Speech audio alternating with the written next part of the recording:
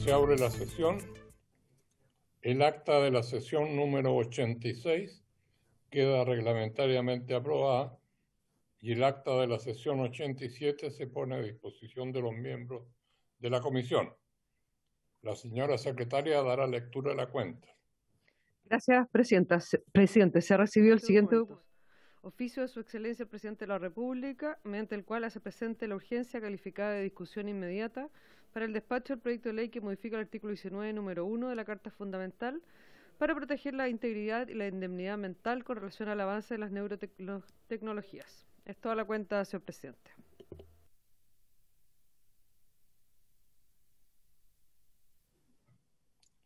¿Alguien quiera referirse a temas varios?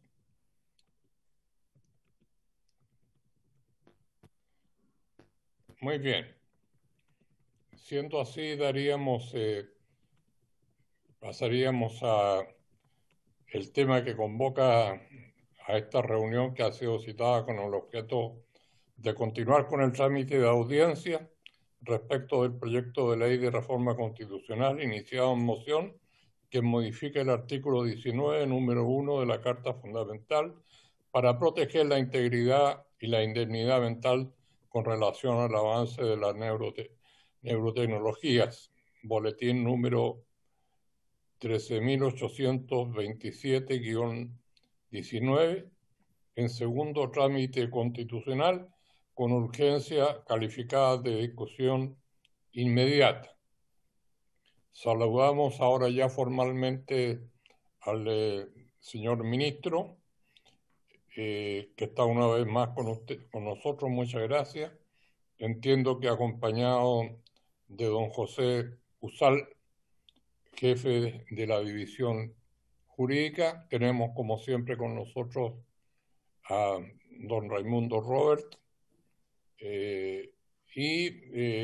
la intención en el día de hoy es escuchar a dos connotados invitados que tenemos el privilegio de tener con nosotros hoy,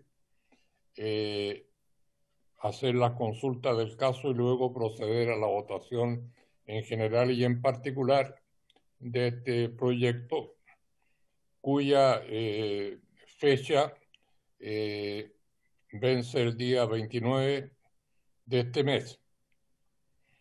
En primer lugar, vamos a escuchar al director del Departamento de Neurociencia de la Facultad de Medicina de la Universidad de Chile, investigador asociado del Instituto Milenio de Neurociencia Biomédica, doctor Pedro Maldonado, a quien reiteramos nuestros agradecimientos por tener la gentileza de participar en esta sesión, por lo cual le damos la palabra, doctor Maldonado, para que nos dé sus opiniones sobre esta reforma constitucional. Tiene la palabra, doctor Maldonado. Muchas gracias, señor presidente. Reitero mi agradecimiento a la Cámara de Diputados por esta invitación. Especialmente quiero destacar la invitación que se está haciendo hoy a mí, pero en general a la comunidad científica, para participar de discusiones que creo que beneficia a todo el mundo. En particular, quiero hacer referencia a esta modificación constitucional porque es llamativo que si uno lee la Declaración Universal de Derechos Humanos, la gran mayoría de los derechos ahí establecidos hace referencia a las personas y en general son derechos que tienen que ver con nuestro cuerpo. Curiosamente, la ciencia hoy en día y particularmente la neurociencia reconoce que aquellas características que nos hacen particularmente humanos, quizá en gran medida nuestra humanidad, proviene justamente de la actividad de nuestro cerebro y de las neuronas que ahí están. Y por lo tanto, la protección del cerebro como parte del cuerpo empieza a ser particularmente de interés y preocupación. El desarrollo tecnológico en general, las neurotecnologías son un grupo de ellas, en principio podrían tener la posibilidad de, sin alterar el resto del cuerpo, ser capaces de modificar la actividad mental y por lo tanto modificar la esencia humana de una persona. Y por lo tanto ha aparecido una preocupación en la comunidad neurocientífica de buscar la reflexión y la iniciativa que buscan proteger la actividad mental como asiento fundamental de lo que hace de nosotros seres humanos. Y en ese sentido, como está formulada la modificación, parece efectivamente buscar ese propósito. Y eso es lo que creo que puedo compartir con ustedes, a menos que tengan alguna duda o pregunta. Muchas gracias, doctor Maldonado. Soledad, no sé si el doctor Yuste ya se ha conectado con nosotros. No, presidente, él se iba a conectar a partir de las 18 horas. Muy bien. Entonces, mientras eso sucede, podríamos abrir una ronda de consultas, de opiniones sobre lo expresado por el doctor Maldonado, comenzando, por supuesto, por el señor ministro, para el caso que tenga algún comentario que realizar. Aprovechando que está Pedro acá, yo creo que podría ser útil que Pedro nos contara más específicamente cuáles son las tecnologías que hoy día permiten, por un lado, registrar la actividad cerebral y, por otro, aquellas que modifican la actividad cerebral. Y ambas que ya se usan en la clínica.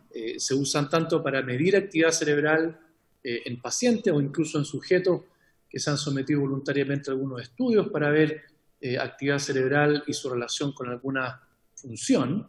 Y por otro lado, el cómo ya estamos empleando la modificación de la actividad cerebral a través, por ejemplo, de estimulación cerebral profunda para tratamiento de Parkinson, dando cuenta de que no son temas que están en la ciencia ficción, sino que están con nosotros. Entonces, si Pedro nos pudiera profundizar en eso, creo que sería bastante útil para la discusión. Sí, encantado. Gracias. Gracias, estimado ministro. Don Pedro, vamos a ver si hay otras consultas. Yo en particular le quería consultar en un tema tan trascendente como el que estamos viendo. Yo me atrevería a decir que en estos 3 años, tal vez es el proyecto más importante que estamos viendo, aunque sea un proyecto que no acapara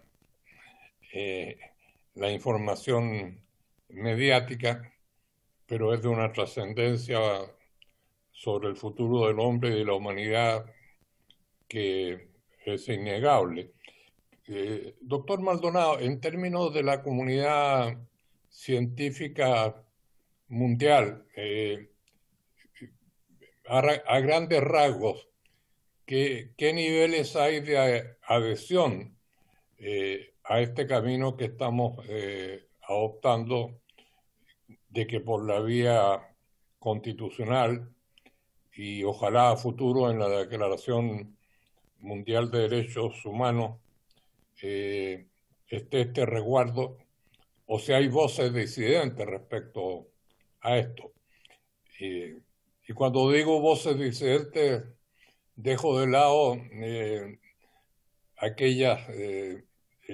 aquellos científicos que puedan estar vinculados a, digamos, empresas que a través de la vía digital intentan de alguna manera intervenir a través del cerebro en la actividad, uso y costumbre de las personas.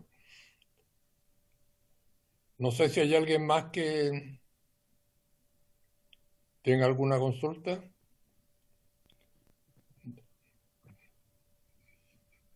Don Pedro, le damos la palabra. Muchas gracias, señor presidente.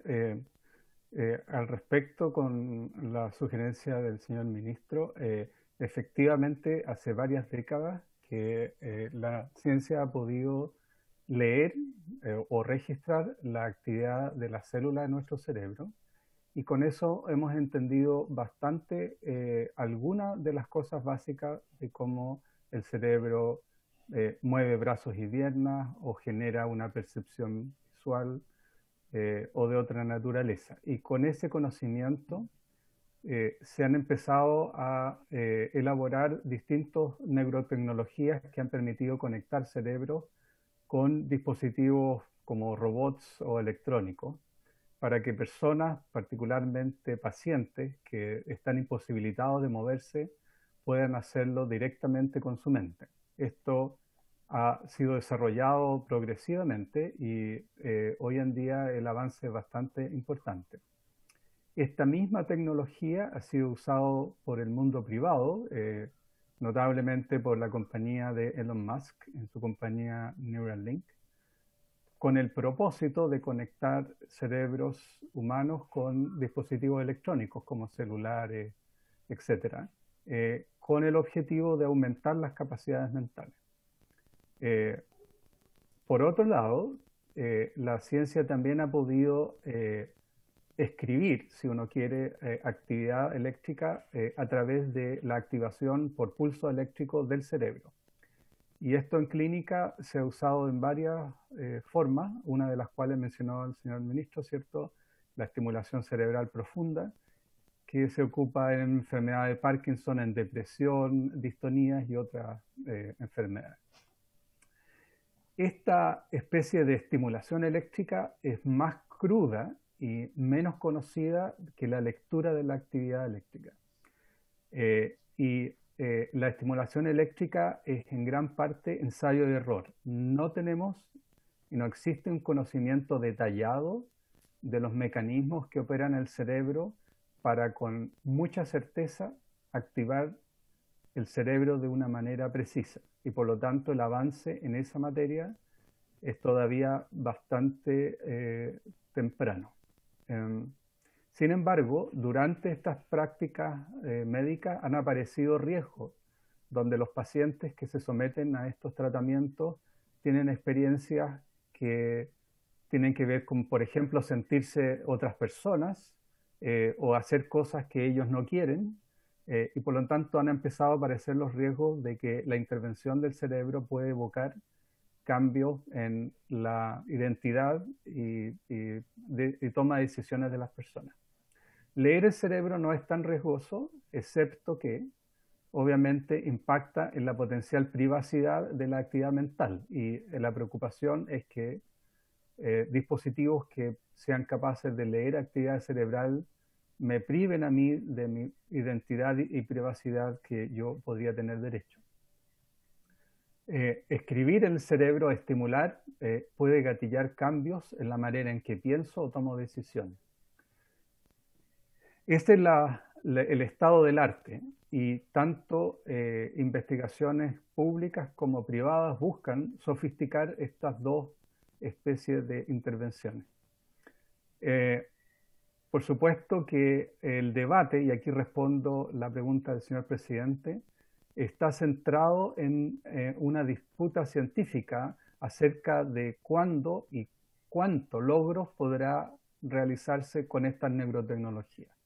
La preocupación aparece directamente relacionada con la expectativa de distintas comunidades científicas acerca de cuándo se lograría que estas nuevas tecnologías sean capaces de manipular o leer el cerebro de alguna manera más precisa. Y por supuesto, como en toda comunidad científica, hay un debate. Lo que sí aparece ser un consenso es que, independiente del curso temporal del desarrollo, el debate ético y el debate que implica el resguardo de los riesgos de perder identidad y otras características es algo que debe realizarse lo más temprano posible, porque para el momento en que estas tecnologías estén en curso va a ser muy tarde. Y un ejemplo muy cotidiano tiene relación con la privacidad de los datos a través de nuestra conducta que usan los algoritmos de inteligencia artificial. Hoy en día, compañías privadas tienen enormes cantidades de datos y no hay política ni legislación que busque resguardar cómo se usa esa información.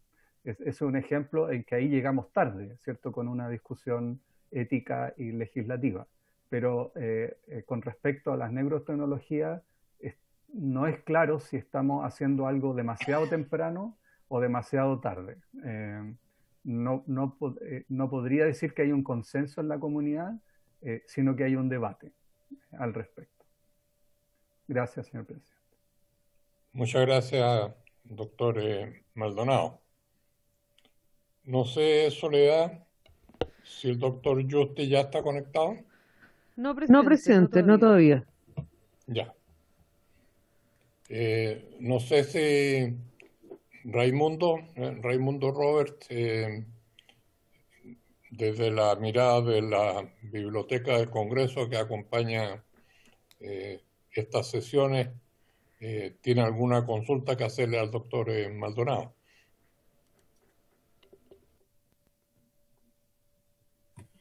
Muchas gracias, señor presidente, y por su intermedio saludar a la comisión y al doctor Cook y al doctor Maldonado. Me atrevería a preguntarle al doctor Maldonado sobre las preocupaciones éticas que han salido, por ejemplo, por el grupo Morningside y también por Tenemos entendido hasta ahora que la regulación que se está proponiendo es pionera en el mundo.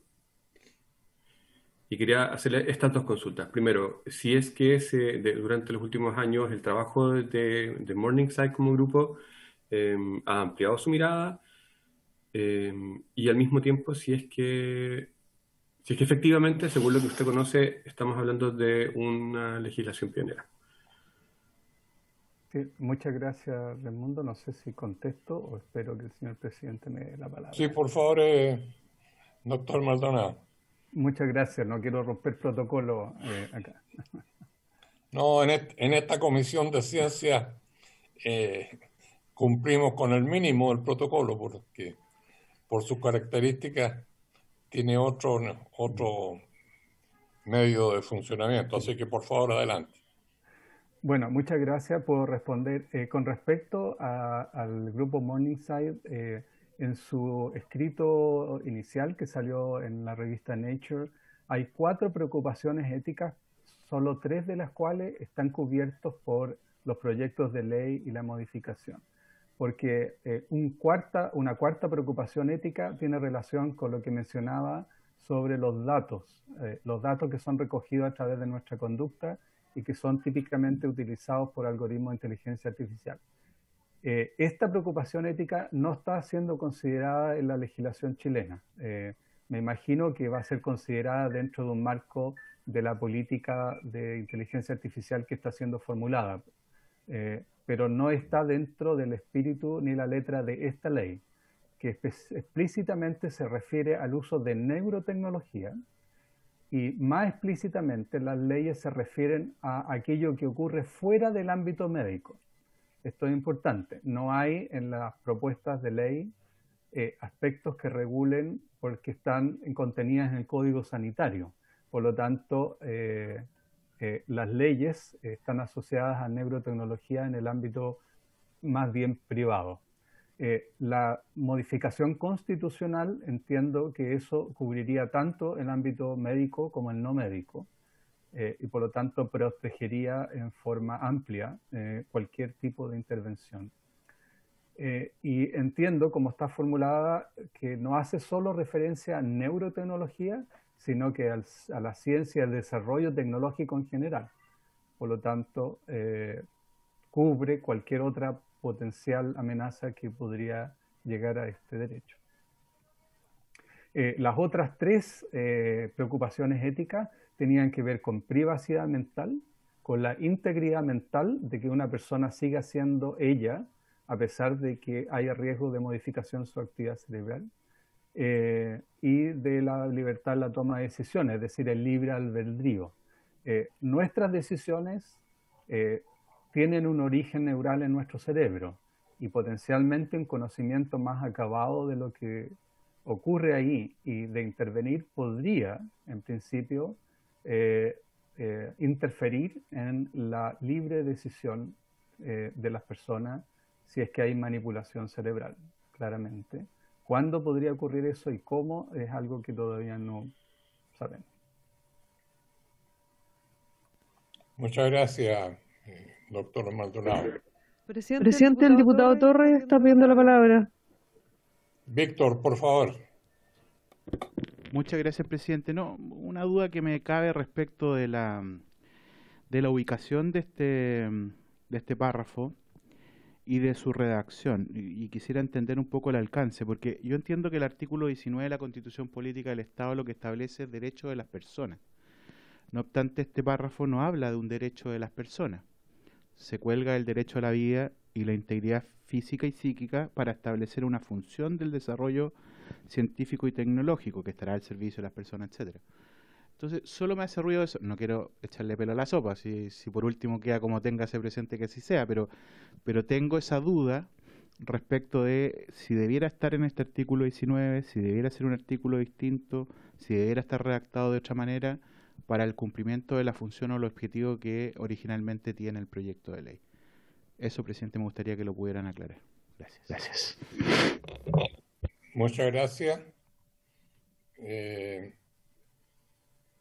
No sé si el señor ministro, que de alguna manera ha sido, si no autor, un coautor en que el Ejecutivo le ha dado respaldo a esta iniciativa, pudiera aclarar la duda del diputado Torres. Muchas gracias, señor presidente. Quizás mencionar dos cosas que se han conversado, una del diputado Torres y, si me permite, también una que mencionó Pedro Maldonado. Efectivamente, en la política de inteligencia artificial, nosotros incorporamos una sección o una subsección que dice relación con relaciones de consumo. Es decir, que la masificación del comercio, en particular del comercio digital, y que ha ido acompañada de una creciente utilización de inteligencia artificial en las interacciones de consumo entre los proveedores y los consumidores, que a través de esta política pudiéramos resguardar aquellos derechos de los consumidores para que el comercio sea transparente en ese sentido del uso de inteligencia artificial, que no sea discriminatorio y que efectivamente proteja las normas de datos personales. Por lo tanto, en la política de inteligencia artificial vamos a abordar el tema de los consumidores y de su comportamiento frente a la tecnología de inteligencia artificial y al uso de datos. Eso solamente para complementar lo que mencionaba Pedro con respecto al uso de los datos personales o más bien datos de comportamiento, también en relación a esta reforma que no cabe dentro de esta reforma ni el proyecto de ley, pero sí estamos considerándolo en otros trabajos como la política de inteligencia artificial. Y con respecto a lo que menciona el diputado Torres, efectivamente hubo una discusión bastante intensa del lugar donde debía ir esta reforma constitucional, en particular para mantener la coherencia de los artículos, en particular del artículo 19, número 1 de la Constitución, que efectivamente representa una de las principales garantías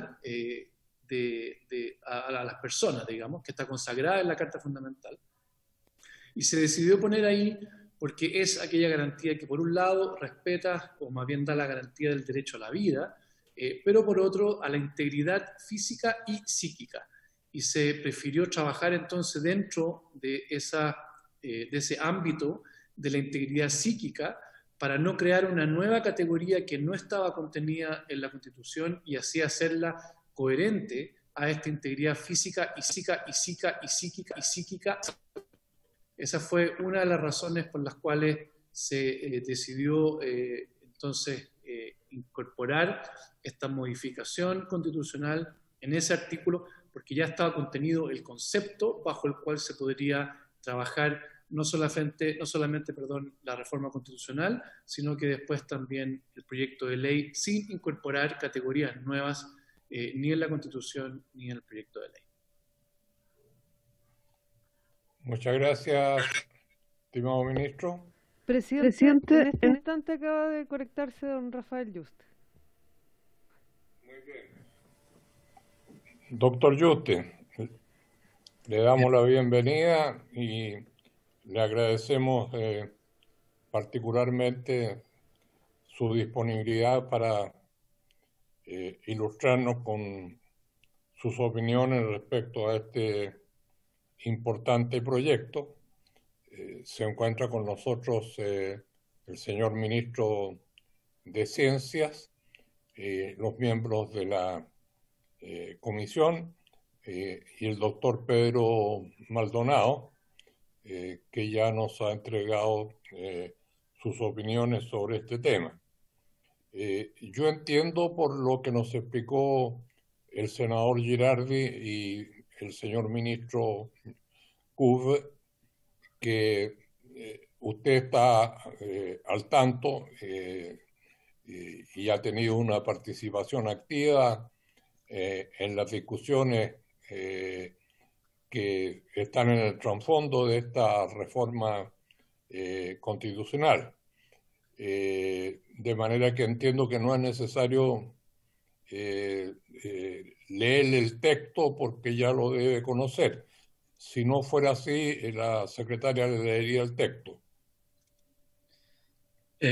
Sí, ya conozco el texto, señor presidente, miembros de la Cámara, señor ministro y estimados asistentes, muchísimas gracias por invitarme y perdonen el retraso. Precisamente acabo de terminar una reunión internacional sobre el tema organizada con la compañía Facebook y llevamos desde las 11 de la mañana sin parar hasta ahora discutiendo este tema con más de 100 a 150 personas en todo el mundo. Con lo cual lo tengo muy fresco ahora mismo y no hace falta que repitan la lectura del texto y estoy dispuesto a su disposición para atender cualquier pregunta o consulta que tengan. En primer lugar, doctor Yuste, nos gustaría si usted nos pudiera entregar su opinión respecto a esta iniciativa, tanto en tanto a su texto, su oportunidad y cómo en el concierto internacional científico tiene lugar esta iniciativa. ¿Cómo la percibe usted respecto a la recepción, a la acogida que pueda tener esta iniciativa? Pues como le digo, no podía haber ocurrido esta reunión en mejor momento porque el modelo chileno se ha discutido en la reunión de la que vengo con Facebook como un modelo a seguir. Le cuento, yo represento a un grupo que se llama el grupo de Morningside, hablo en el nombre de un grupo de 25 expertos de todo el mundo, representantes de los proyectos del cerebro de Estados Unidos, Europa, China, Japón, Corea del Sur, Australia, Canadá, Israel, y nosotros propusimos en el año 17 la idea de protección cerebral a través de nuevos derechos humanos que los llamamos nuevos derechos. La enmienda constitucional que están discutiendo apunta a la protección de la integridad cerebral como un valor, como un derecho básico de la ciudadanía chilena. Yo creo que es un proyecto histórico, esta enmienda que están discutiendo ustedes. Es la primera vez que esto ocurre en la historia y es seguro que va a ser estudiada y seguida por muchos otros países. Estamos precisamente discutiendo por qué Chile se ha adelantado y yo les intentaba explicar a mis colegas internacionales que ustedes, aunque no tengan un país que desarrolla neurotecnología y no tengan una compañía como Facebook allí. Lo que sí tienen es un sistema jurídico ágil, una ciudadanía y una clase, diría, política con mucha educación y con un sentido también de responsabilidad y de derechos humanos, aparte por la historia tan trágica que todos conocemos. Y esto ha puesto a Chile en una posición de ser pionero en el mundo en este tema, ¿no? Tanto la enmienda constitucional como el proyecto de ley que la acompaña, que se está discutiendo en el Senado ahora, son legislaciones que van a ser, como digo, posiblemente copiadas o utilizadas como precedente en una discusión futura que viene de frente en todos los otros países, ¿no? Le pido excusas a la comisión porque cuando iniciamos las reuniones el doctor Yuste no estaba presente. Me faltó señalar que el doctor Yuste es neurobiólogo español, encargado de la iniciativa BRAIN, proyecto de mapeo de la actividad cerebral, profesor de ciencias biológicas de la Universidad de Columbia en Nueva York. Entiendo, doctor, que usted se encuentra en Nueva York en este momento. Exactamente, les hablo desde mi laboratorio, desde mi oficina en la Universidad de Columbia. Ya tiene mi viejo microscopio. Muy bien, muchas gracias. Consultas al doctor Yuste, señor ministro, en primer lugar.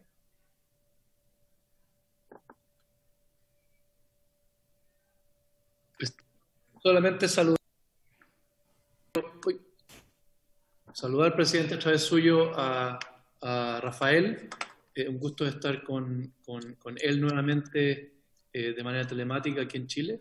Y preferiría hacerle la palabra a los diputados o a otros miembros, a otros participantes de la comisión hoy día, para que pueda Rafael aclarar los temas que a la comisión le parezcan relevantes. Nosotros ya hemos hablado bastante en ocasiones anteriores, así que preferiría, señor presidente, ceder la palabra para que los diputados pudieran intervenir.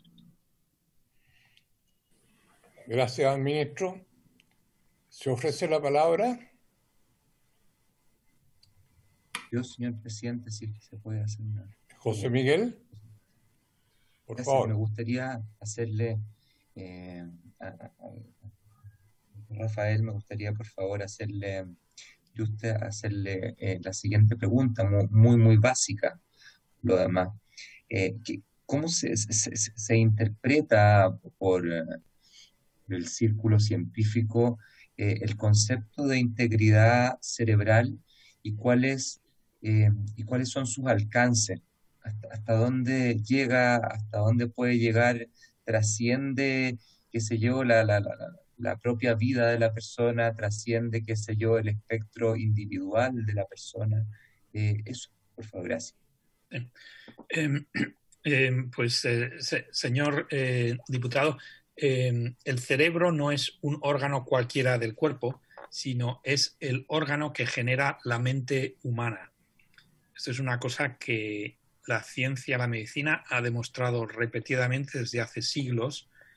Todas las actividades mentales o cognitivas de las personas, estoy hablando de nuestra percepción sensorial, la memoria, nuestra imaginación, nuestras ideas, las decisiones, el planeamiento del comportamiento motor,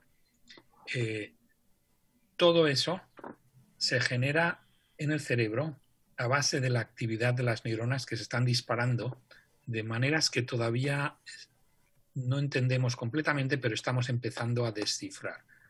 Cuanto más se desarrolla la neurociencia, más podemos descifrar cómo la actividad de estas miles de millones de neuronas generan estos conceptos mentales que definen lo que es un ser humano.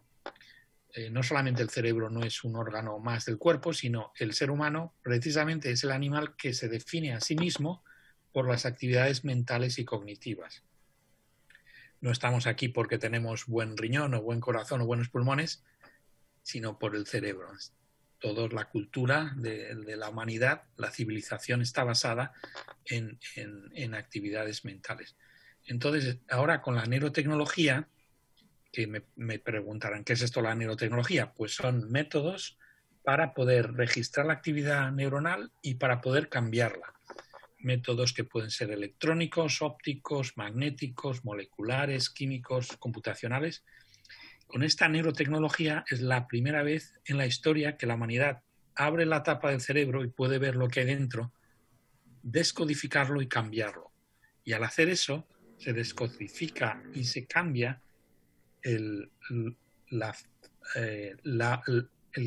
base, el corazón del ser humano, lo que nos hace humanos, ¿no?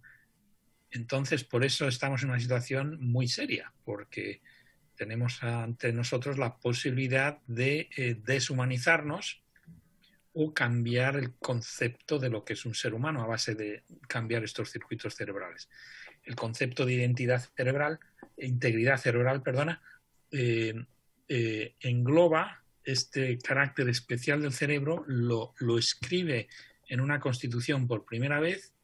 Es una cosa que tendría que haber ya sido escrita hace muchísimo tiempo, pero con los avances de la medicina y la ciencia estamos en este momento ahora en la historia donde me parece irremediable el tomar cartas en el asunto, el proteger al cerebro de potenciales abusos y proteger a la humanidad y a nosotros mismos con ello, ¿no? Espero que con esto le haya aclarado un poco, señor diputado, la duda. Sí, si me Gracias. permite, presidente. Usted tocó un punto importante que habla acerca de los procesos cognitivos como la memoria, la percepción y distintos que en el fondo nos comandan. Pero subyace a eso, me disculpa, pero yo algo me acuerdo, no sé, en la universidad, siempre subyacen a esto los procesos dinámicos afectivos. En una definición de protección deberían estar también estos procesos motores más intrínsecos relacionados con esta protección, porque imaginemos químicos que sean capaces en el fondo de influir en ciertas cosas y después cambiar nuestra percepción, como usted decía, esos procesos cognitivos, o sea, deberían también englobar esa totalidad. Sí. ¿O no lo sé?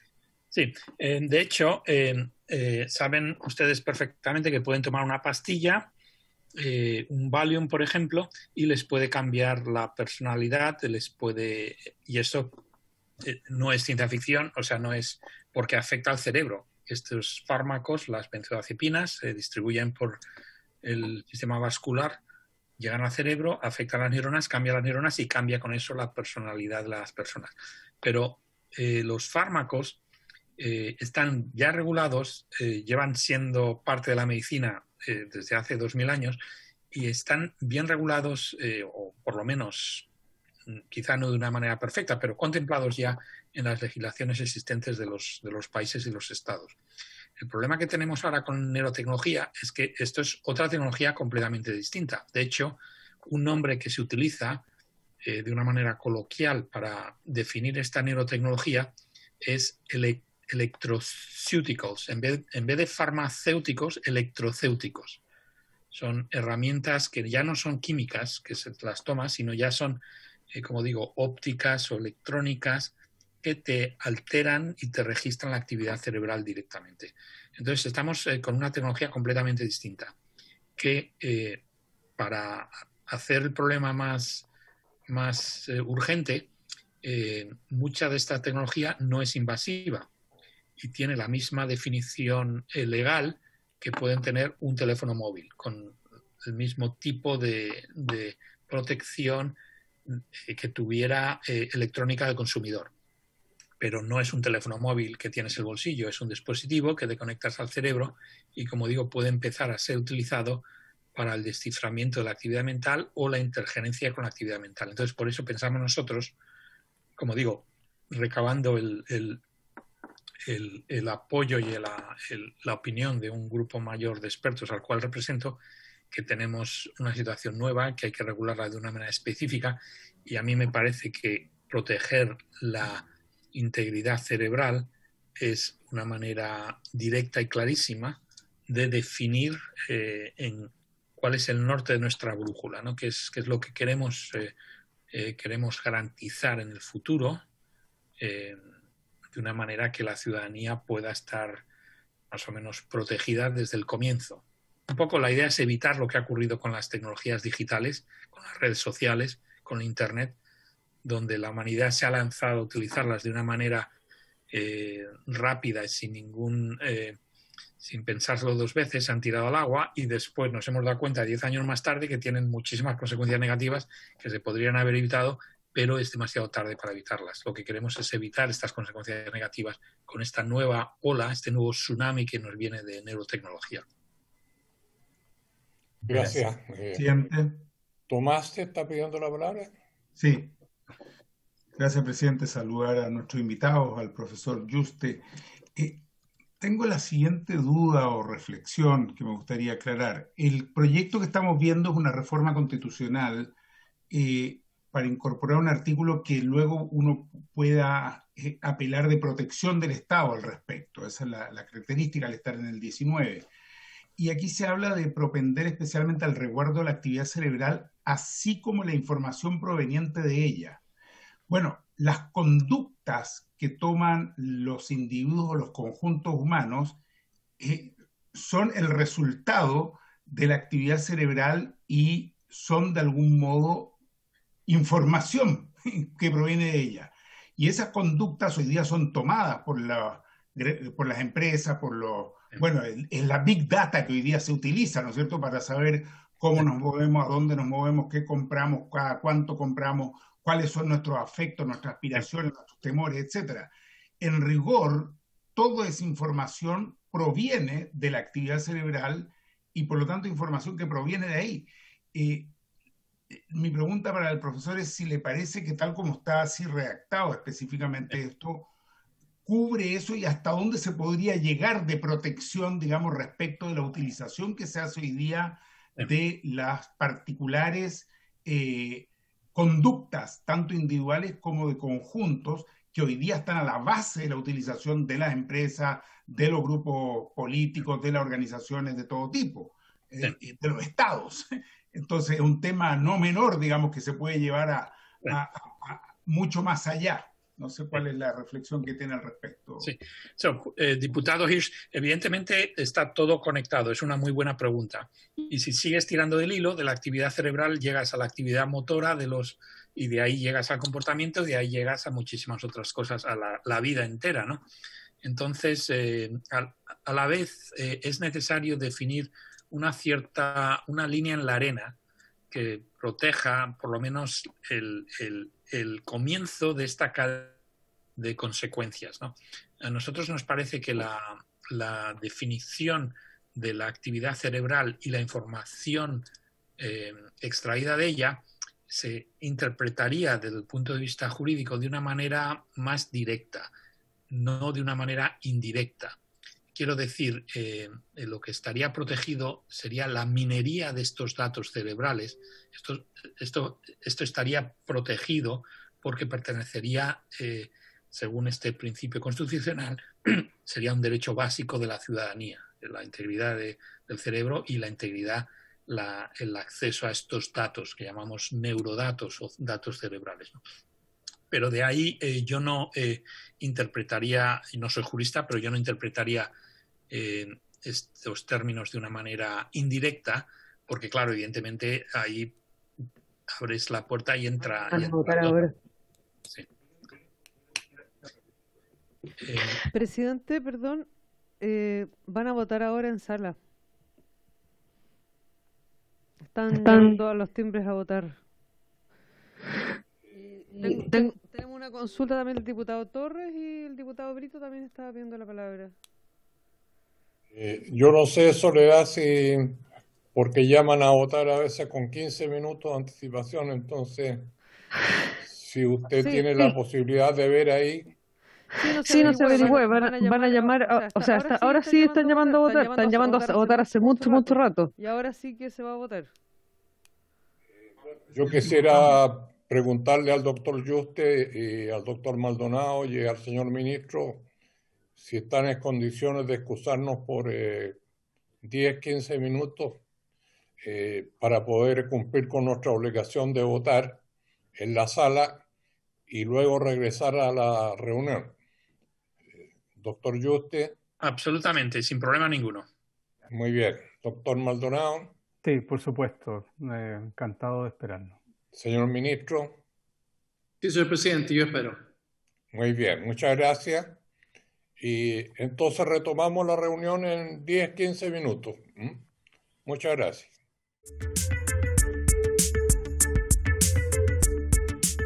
Yo voy a aprovechar de hacerle la pregunta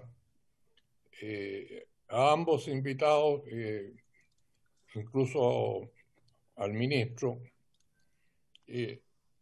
Como ustedes deben saber, nosotros estamos en nuestro país en el inicio de un proceso para construir una nueva constitución.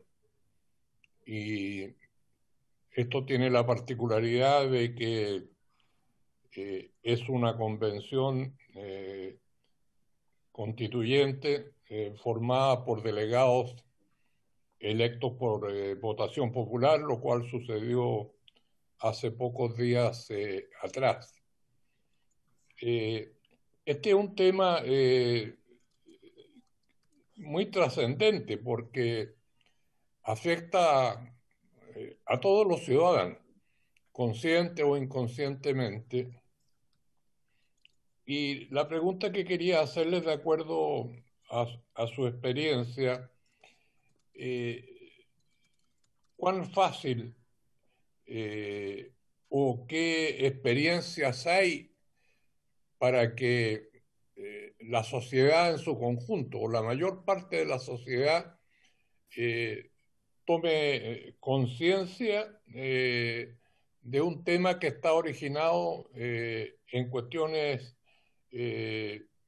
tan sofisticadas como la neurotecnología? No sé si alguno de los invitados nos puede entregar alguna opinión sobre eso. Sí. Presidente, llegó el diputado Torres para que aproveche de preguntar al tiro. Muy bien. Víctor, por favor. Gracias, presidente. Disculpe que insista un poco. La verdad es que ya me queda claro por qué decidieron entonces que este párrafo quedara en el artículo 19. Sin embargo, sigo teniendo algunas dudas respecto a la redacción y los efectos de la redacción. El diputado Hirsch ya planteó uno de los temas que a mí me generaba duda, digamos, respecto de esta redacción, pero lo otro es que me parece que en algunos casos está siendo un poquito un poco, no sé si laxa, pero no tan taxativa. De hecho, dice, llevará a cabo con respeto a la vida, en vez de decir, y deberá resguardar el derecho a la vida y a la integridad física y psíquica. Y después dice, la ley regulará requisitos y condiciones para su utilización en las personas, especialmente el resguardo de la actividad cerebral. Yo creo que debería decir con especial énfasis en la protección de la actividad cerebral, así como la información proveniente de ella. El resguardo de la actividad cerebral queda en un rango menor, ¿ya? Queda en un rango legal, no constitucional, ¿ya? Eso también es otra cosa que es bueno poder tener en consideración. Por lo tanto, no sé si se podría recurrir de protección, por ejemplo, ¿no? Como lo está diciendo el diputado Hirsch en el caso del uso de la información que podría ser considerada información proveniente de ella. Son dudas que tengo con la redacción y los efectos. Yo insisto, si se quiere votar así, vamos a tener una nueva constitución en un año y medio más, pero tengo esas dudas y a ver si hay espacio de poder debatirlo o no. Si no, lo votamos nomás. Gracias. Gracias, Víctor. ¿Quién más había pedido la palabra, Soledad? El diputado Brito, pero no lo veo en pantalla. Entonces, mientras tanto, cualquiera de nuestros invitados o el señor ministro que se quiera referir a las consultas que se han hecho, les damos la palabra. Quizá Rafael quiere hacer un comentario primero y luego uno yo respecto a... Ok. Doctor Yuste, por favor. Sí, con respecto a la pregunta última del diputado Torres, el texto exacto ha sido negociado entre el Ejecutivo y el Senado, el texto que han visto ustedes, y cada palabra ha sido ajustada varias veces de ida y vuelta. Entonces, a mí no me corresponde tanto defender vamos a ver, palabras por palabras esta enmienda a la Constitución, sino el espíritu y las razones por las cuales se ha hecho. Ahí sí les puedo ayudar. Y yo creo que sería el ministro Kuf la persona que podría representar la postura del Ejecutivo con respecto a la redacción concreta que tienen ustedes delante de sus pantallas, ¿no? Con respecto a la pregunta del presidente Toa, ¿por qué la ciudadanía tiene que preocuparse ahora en Chile de una situación que parece ser muy de futuro? No ha creado todavía ningún problema. Yo creo que ahí tenemos un poco la responsabilidad de trasladar, la responsabilidad como científicos, de trasladarle a ustedes, que son los representantes de la ciudadanía, de un problema que viene de frente, que es inevitable, y ponerles en alerta para que puedan tomar las medidas necesarias para proteger a sus votantes y a la ciudadanía que representan de este problema. Es un poco lo que no ha ocurrido con el COVID. El COVID ha sido una situación donde me acuerdo cuando la primera vez que lo vimos y de, sí, que hay una cepa de un virus en China que ha salido. En ese momento, si todos los estamentos, los gobiernos de los países hubiesen reaccionado, se hubiese evitado la pandemia, como se evitó precisamente en China en gran manera, ¿no? Entonces, le estoy hablando de otro COVID, pero este va a ser mucho más importante, porque esto se puede llevar por delante la esencia de lo que llamamos el ser humano, ¿no? A través de la utilización de estas nanotecnologías de una manera sin desregulada, ¿no? Entonces, ahí yo creo que les apelo a su responsabilidad histórica y también al coraje de ser los primeros y el coraje tradicional del pueblo chileno, y también la experiencia que tienen ustedes como ningún otro país en términos de derechos humanos y que saben muy bien cómo se curte uno en términos de derechos humanos. Entonces yo creo que el apelo que yo les haría a ustedes es que tomen este tema, lo tomen como propio y que sean precisamente los pioneros en el mundo en este tema, y apoyados, por supuesto, por expertos científicos tanto externos que representan como internos, como representa el profesor Maldonado, al cual le doy la palabra. Gracias, Rafael. Aprovecho de saludarte, un gusto verte de nuevo acá. Yo quería hacer un comentario en relación a la pregunta del diputado Hirsch y Torres con respecto a la conducta. Y efectivamente hay que hacer notar que nosotros como sociedad funcionamos tomando medidas o evaluando nuestra conducta, y nuestras normas y leyes se relacionan con evaluar y proteger o castigar conductas.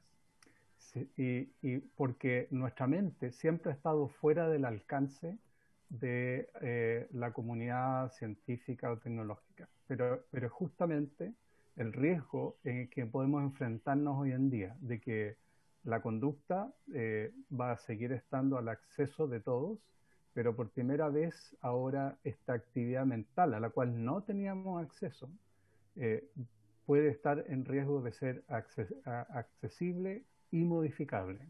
Entonces, de alguna manera, lo que quiere reconocer este proyecto es que, si bien mucha de nuestras conductas es consecuencia de la operación del sistema nervioso, hay una operación que no se manifiesta como conducta, que puede tener que ver con nuestras emociones, nuestras decisiones, nuestros pensamientos, que podría llegar a estar accesible a grupos de interés. Y en ese sentido, entonces, es importante quizás no tengo competencia para referirme a cómo tiene que estar redactado, pero en el fondo entiendo que el espíritu tiene justamente que ver con reconocer no la conducta, sino que la actividad mental propia como algo intrínseco humano que es distinto de la conducta y que es sujeto de protección. Gracias. Muchas gracias, doctor Maldonado. Ministro Kuf, no sé si se quiere referir a la pregunta, o mejor dicho, las observaciones que ha hecho el diputado Torres. Gracias, señor presidente. A ver, quizás puedo hacer un muy breve repaso de cómo se llegó a esa redacción y creo que eso puede ser de utilidad para la comisión. Primero, señor presidente, creo que ya hemos tratado los temas de estos avances tecnológicos que ocurren a una velocidad vertiginosa. Pedro Maldonado nos explicó, y también Rafael Yuste, cómo el registro de la actividad, interacción cerebro-máquina y también la modificación, por ejemplo, en el caso de estimulación cerebral profunda, puede tener implicancias, ¿cierto?, que se relacionan directamente con lo que estamos tratando de hacer aquí.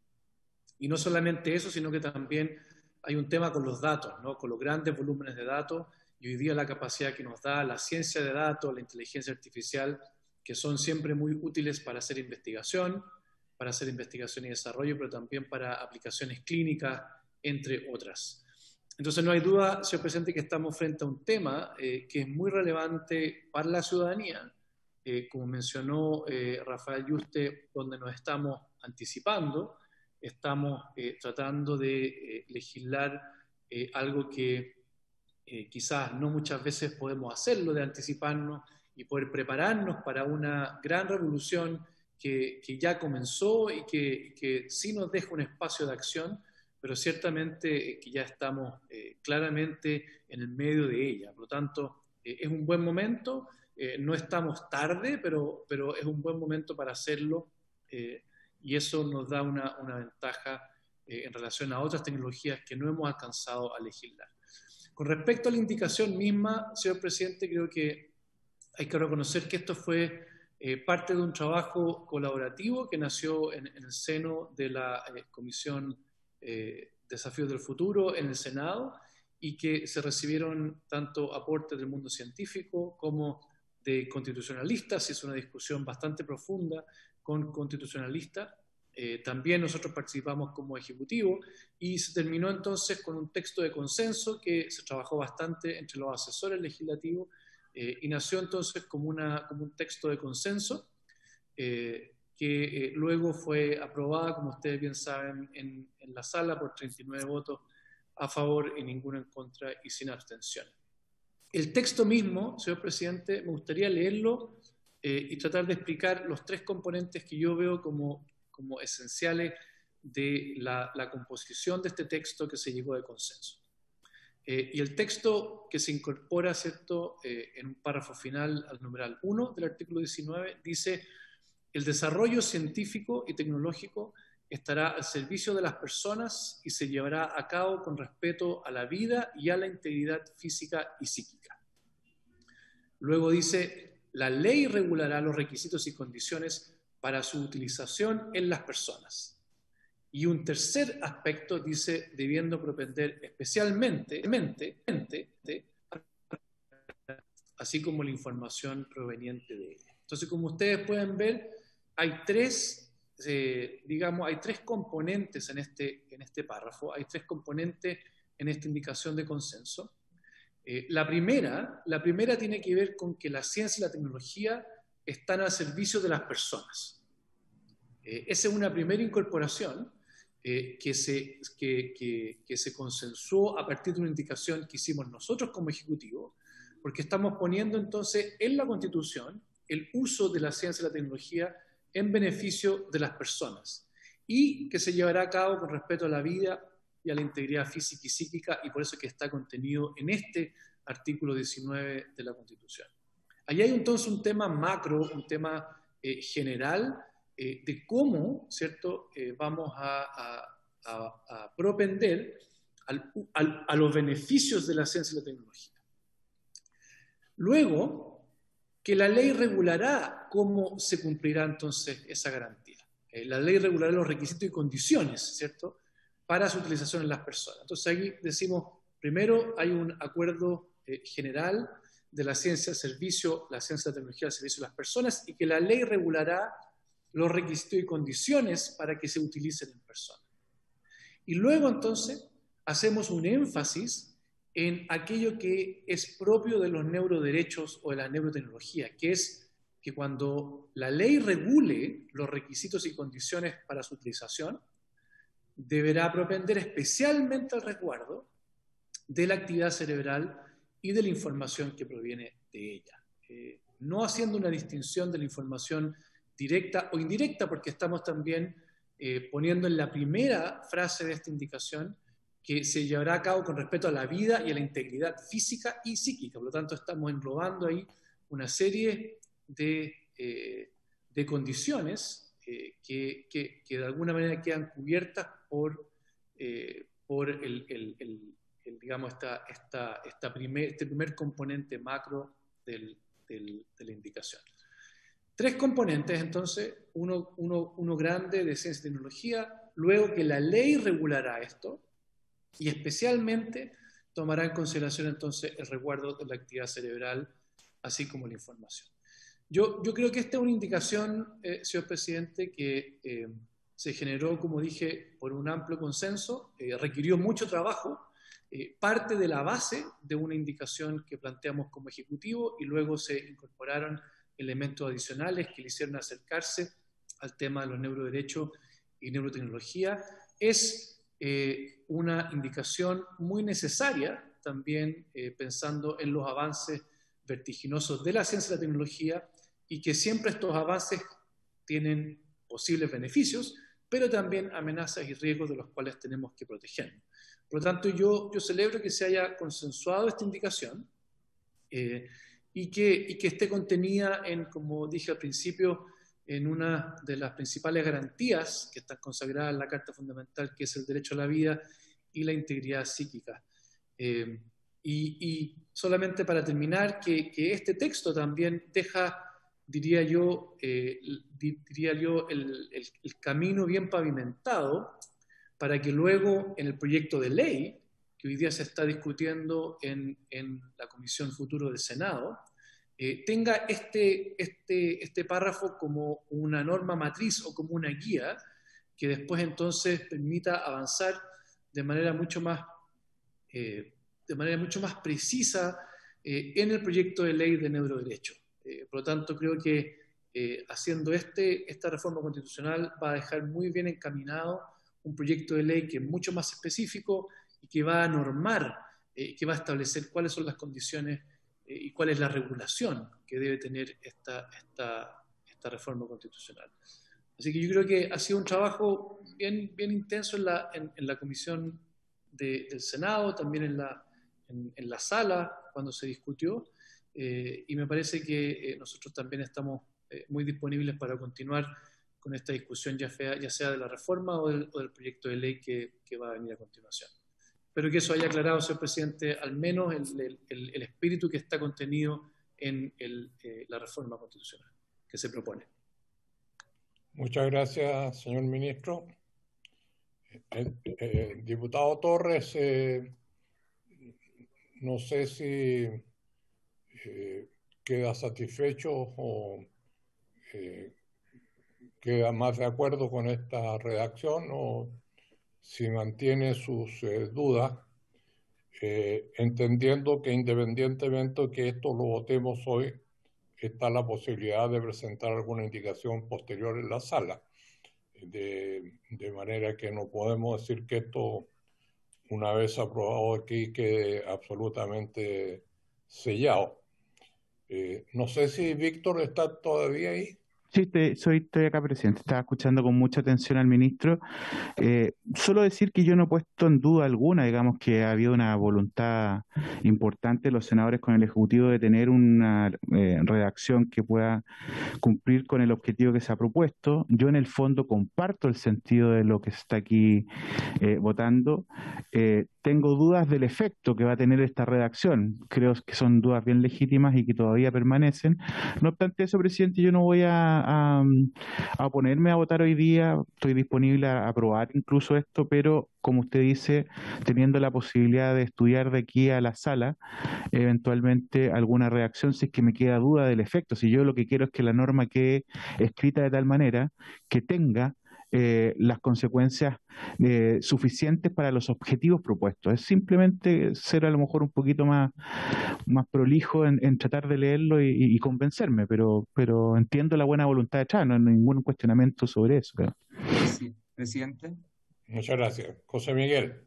Sí, me gustaría ver, si usted lo permite, me gustaría que la secretaria pusiera en grande específicamente el texto, de manera de poder verlo, por favor, le pediría.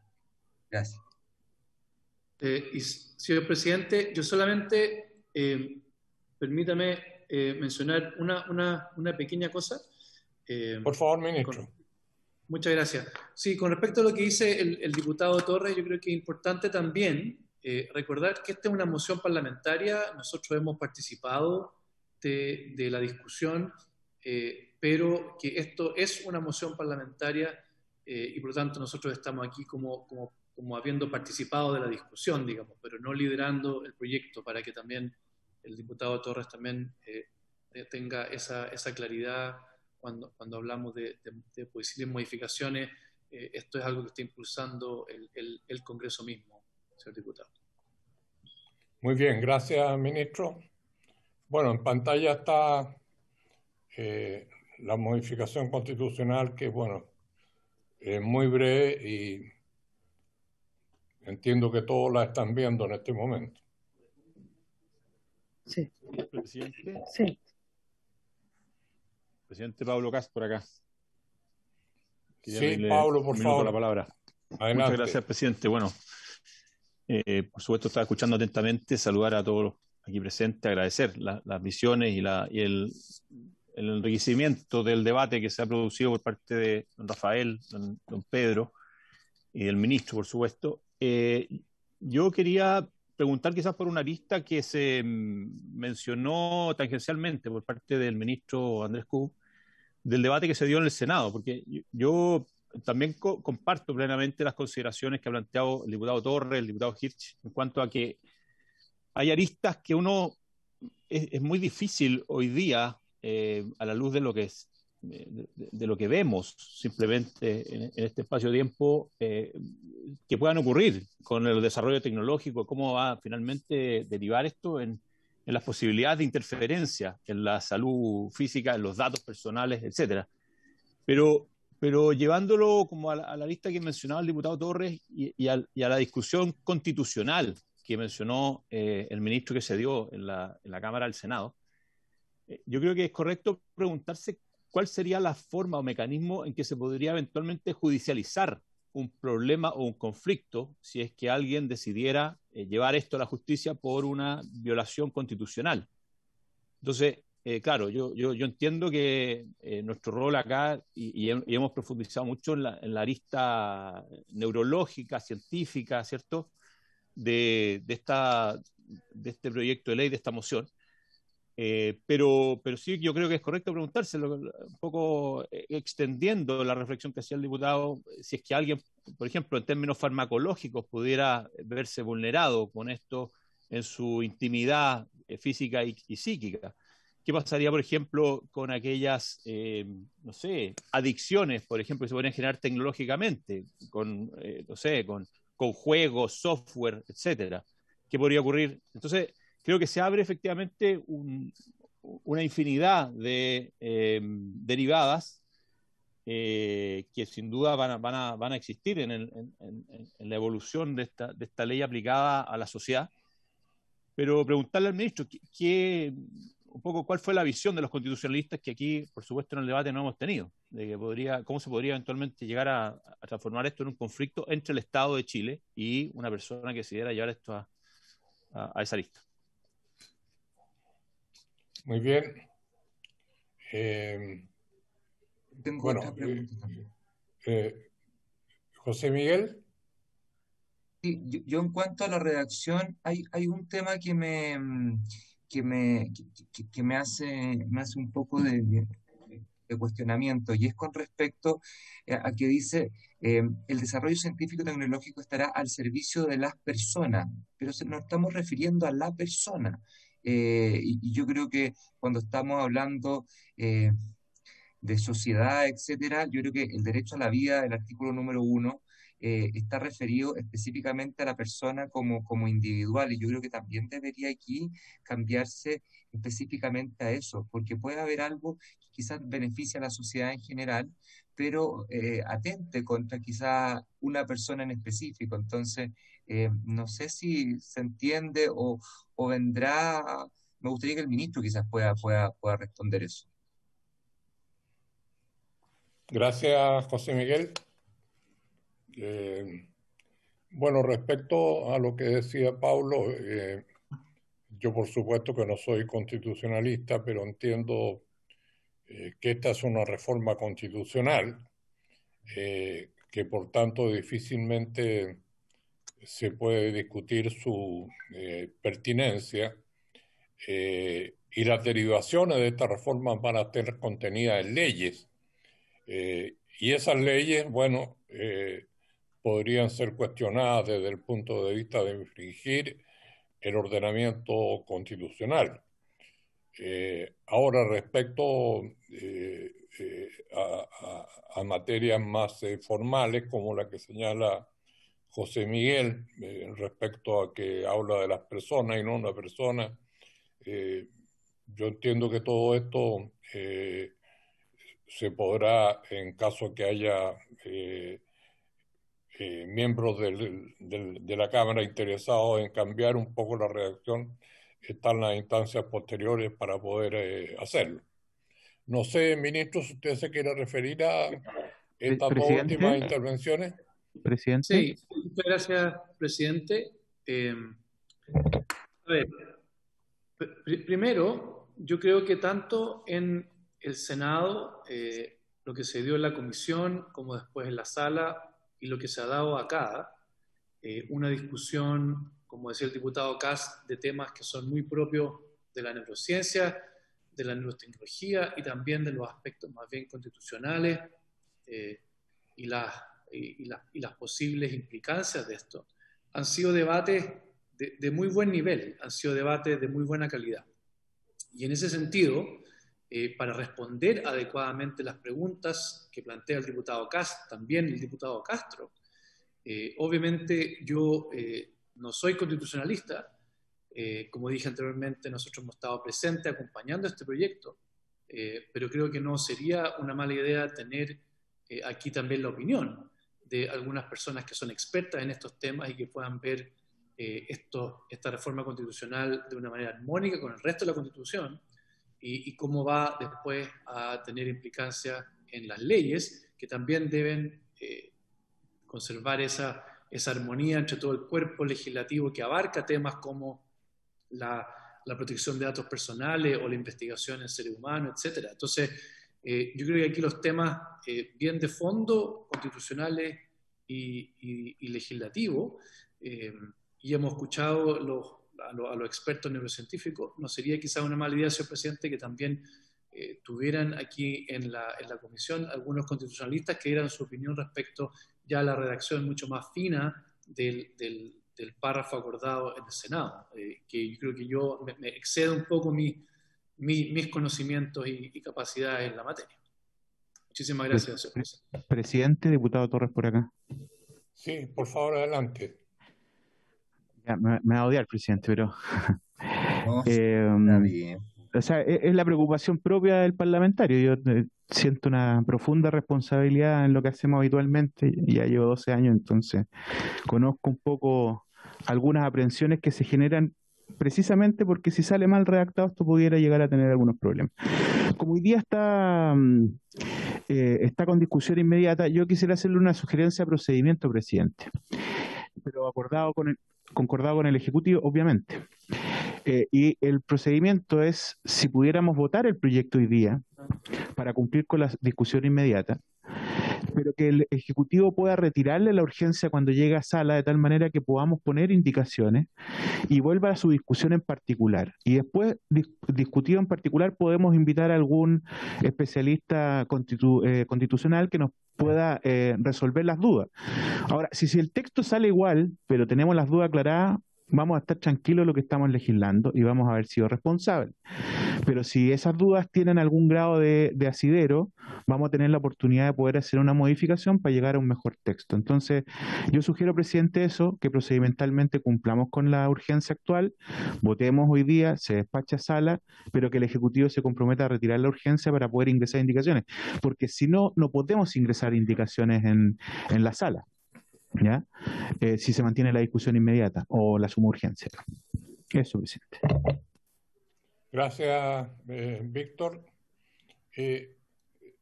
Soledad, este proyecto despachado aquí va a ir a la Comisión de Constitución. No, presidente, la sala solamente lo mandó a esta comisión. Muy bien. Entonces, siendo así, a mí me parece pertinente la propuesta del diputado Torres. No sé, señor ministro, si usted concuerda con que a fin de poder cumplir hoy con el mandato constitucional de pronunciarnos sobre un proyecto que está con discusión inmediata, y si usted considera que el Ejecutivo estaría disponible para retirar la urgencia por un tiempo breve, a fin de que pueda venir a segundo trámite y ahí tener la posibilidad de invitar a algunos constitucionalistas. Señor ministro. Gracias, presidente. Una vez más, yo creo que en la medida que lo que propone el diputado Torres en términos de procedimiento sea factible, nosotros estaríamos dispuestos a hacerlo. Sí, pues.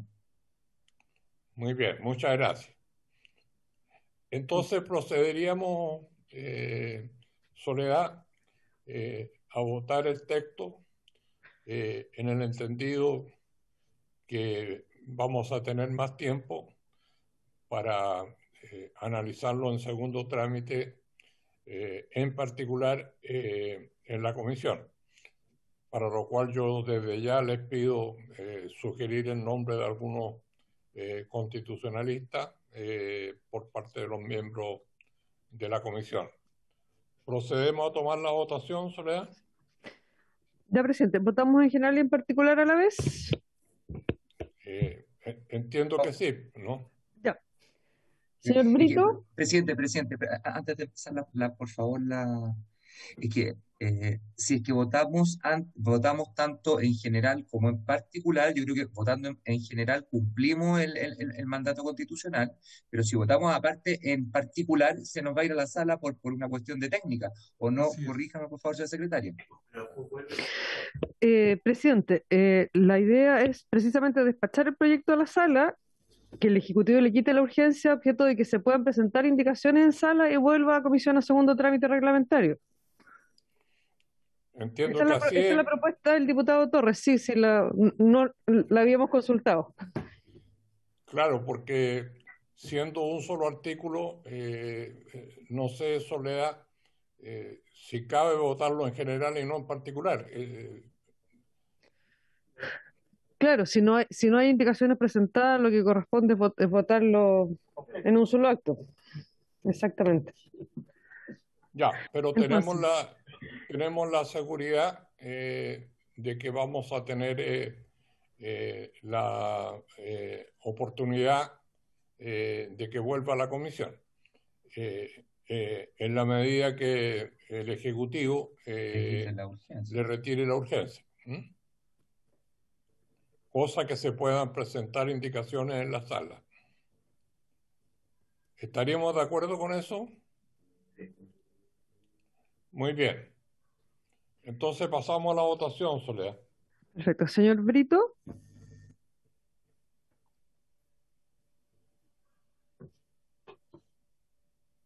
Está sin audio.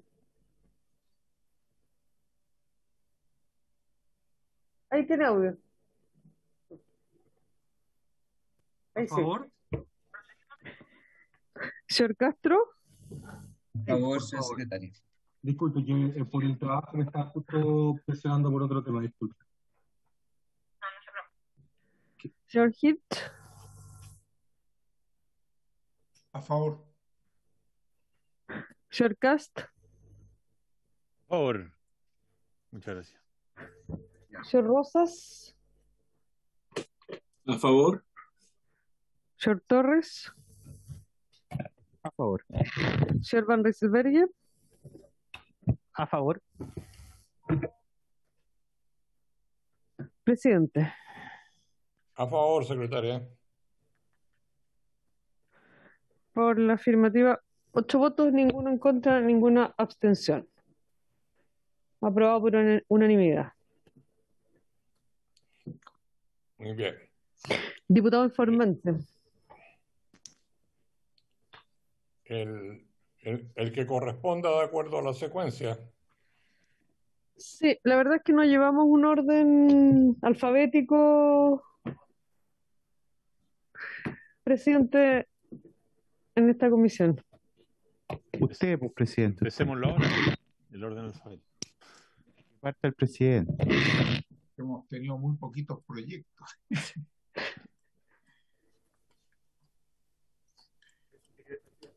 ¿Esto qué día pasaría a la sala? Perdón, presidente. Ya para la próxima semana.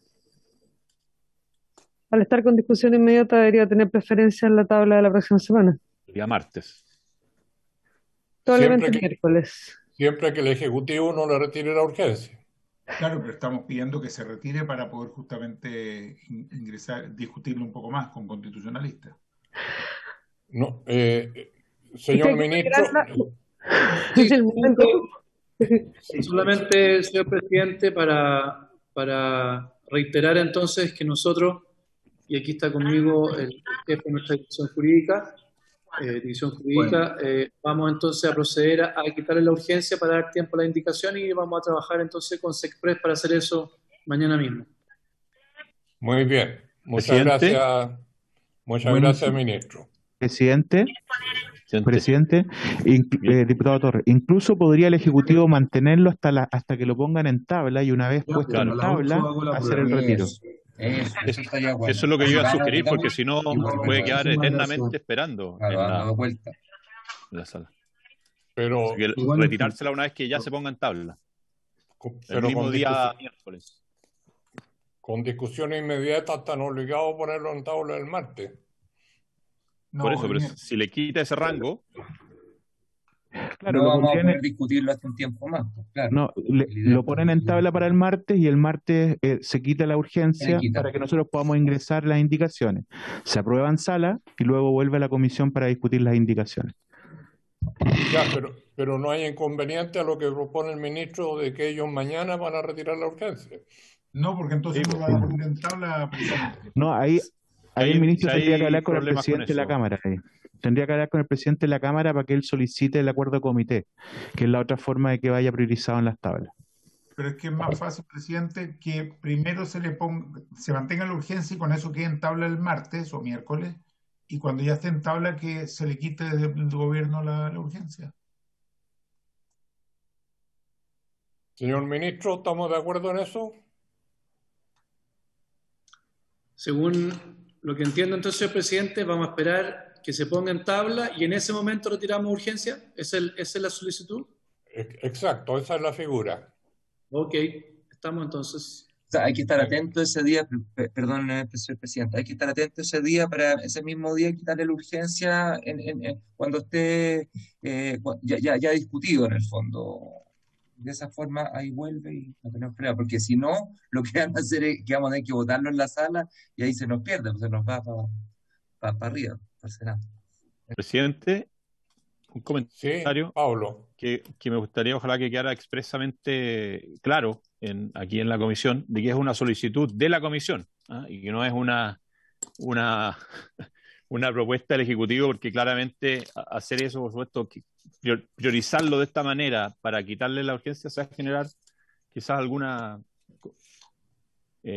polémica, alguna queja quizás de algún otro parlamentario, y que esto se entienda que es una solicitud colectiva de la comisión, no del Ejecutivo. ¿Eso puede quedar consignado en el informe de Soledad? Mejor en el acta, presidente, pero no en el informe, no corresponde. pero se puede hablar algo, a lo mejor usted mismo habla con el presidente de la Cámara, con el ministro Sexpress, que son los que manejan las urgencias. Muy bien. Entonces yo hablaría con el presidente de la Cámara y el ministro, bueno, por el procedimiento es que tiene que hablar naturalmente con el ministro de la Sexpress. ¿Estaríamos de acuerdo entonces? Sí. Y señor presidente, usted también lo puede dejar como nota al margen después del informe. Pues si el informe es una cosa, pero lo que se diga en el podio, terminar la intervención, puede ser parte de... Pero es que, José Miguel, es que no va a haber intervención. Porque no, pues, en la lectura del informe. En la lectura del informe. No, en la lectura del informe. Claro, yo lo puedo dejar como nota al margen. Les quiero comentar también que yo les sugiero, a ver, es que el proyecto es con discusión, por lo tanto los responsables de aclarar somos nosotros. O sea, en la intervención personal de cada parlamentario debiéramos decir que hemos ingresado indicaciones porque hemos convenido con el Ejecutivo hacerlas, ¿ya? Y no así en el informe, porque no es un acto que debiera estar en el informe mismo, pero nosotros podemos dar esa garantía de tal manera que ningún parlamentario además crea que es una acción unilateral del gobierno, ¿no? O sea, lo que corresponde a eso. Yo no tengo problema en mi intervención decir que requerimos para poder revisar con más detalle la redacción que se le quitara la urgencia para poder ingresar indicaciones, porque si no, procedimentalmente hubiésemos estado inhabilitados. Yo creo que eso es lo que corresponde. Muy bien. Presidente, entonces, el diputado informante, el diputado Torres lo está proponiendo a usted. Yo siempre prefiero que sea alguien que esté de cuerpo presente, pero no tengo inconveniente en hacerlo, pero si hubiera alguno de los parlamentarios que va a estar presente en la sala, yo creo, en general me parece más apropiado. Diputado Hirsch, yo voy proponiendo a uno, de los que voy viendo aquí en... Yo no tengo problema, pero si por algún motivo no estuviera, puede ser otro en ese momento que esté. Yo sé que Jorge en general está porque es la quinta, pero no tengo problema en hacer ningún problema. Yo pretendo ir la otra semana. Yo también estoy a disposición si me lo pide el presidente. Ahí en el momento nomás nos avisa. Muy bien. Tenemos titulares en la cancha y tenemos una banca importante, Está bien, así que... Perfecto. Está bien. Bueno. Solo me cabe agradecer al ministro por su presencia una vez más en la comisión, a su asesor jurídico y muy particularmente a nuestros dos invitados que han entregado información tan valiosa, doctor Maldonado y doctor Yuste. Así que muchas gracias y habiéndose cumplido el objeto de esta sesión, esta se levanta.